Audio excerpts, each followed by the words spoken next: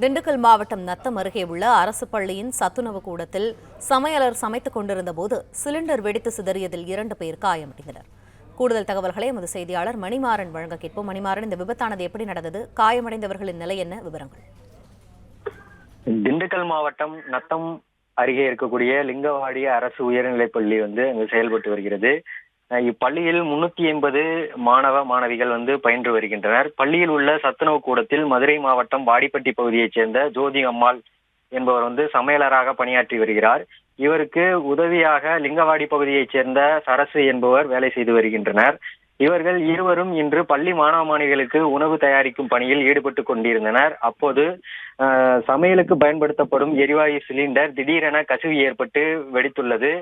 இதில் ஜோதி அம்மாள் மற்றும் சரசு இருவரும் காயமடைந்தனர். காயமடைந்த இருவரையும் அங்க பள்ளியில் இருக்கக்கூடியவர்கள் 108 ஆம்புலன்ஸ் மூலம் நத்தம் அரசு மருத்துவமனைக்கு சிகிச்சைக்காக அனுப்பி வைக்கப்பட்டனர்.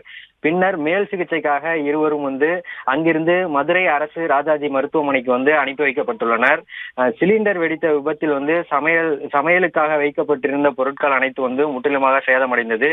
இந்த சமையலர் மற்றும் உதவியாளர் இருவருக்கும் லேசான காயம் ஏற்பட்டதாக தற்போது முதற்கட்ட விசாரணையில் தெரிய வந்துள்ளது.